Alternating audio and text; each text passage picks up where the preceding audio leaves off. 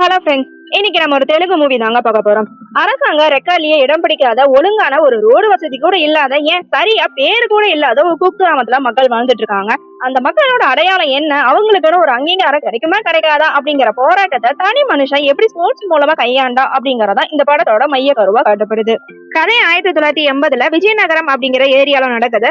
ஹீரோவா பெத்திங்கிற கேரக்டர்ல ராம் சரண் வராரு. சாதாரண கூலி தொழிலாளியா தான் இருக்காரு. ஆனா ஊர்ல நடக்கிற கிரிக்கெட் மேட்ச்ல அவர் இறங்கிட்டார் அப்படின்னா அவங்க அடிக்கிற பால் எல்லாமே சிக்ஸர் தான். இடைவேளைக்கு முன்னாடி வர ஜான்வி கபூர் சம்பந்தப்பட்ட காத காட்சிகள் கொஞ்சம் அபத்தமாவே இருக்கு. அது கதைக்கு பெரிய அளவுல கை கொடுக்கல அப்படிங்கறதா உண்மை. ஏஆர் ரஹ்மானோட இசை இருந்துமே அந்த காதல் காட்சிகள் படத்தோட வேகத்தை கொஞ்சம் கம்மி பண்ற மாதிரியும் இருக்கு. ஜாலியா போயிட்டு இருக்கிற கதையில அம்புலன்ஸ் சூரிங்கிற கேரக்டருக்கு ஒரு சோகமான நிகழ்வு நடக்குது. அது பெத்தியோட வாழ்க்கையே தலைகீழாவே மாத்துது. தான் கிராமத்துக்குன்னு ஒரு அடையாளம் கண்டிப்பா வேணும், அதுக்கு முன்னாடி நான் ஒரு பெரிய ஆளா வளரணும் அப்படின்னு பெட்டி எடுக்கிற முடிவு தான் கதையோட அடுத்த கட்டத்துக்கு நகர்த்திட்டு போகுது. செகண்ட் ஹாஃப்ல படம் கிரிக்கெட்ல இருந்து மல்யுத்தம், ரன்னிங் ரேஸ்ன்னு வேற தளத்துக்கு மாறுது. ஜெகதி பாபு, சிவராஜ்குமாரோட நடிப்பு படத்துக்கு பெரிய பிளஸ்னே சொல்லலாம். ஒடுக்கப்பட்ட மக்களுக்காக பெரிய காலத்துல இறங்கி அடிக்கிற ஒவ்வொரு காட்சியுமே, அந்த எலவேஷன் சீன்ஸ் எல்லாமே நல்லா இருக்கு.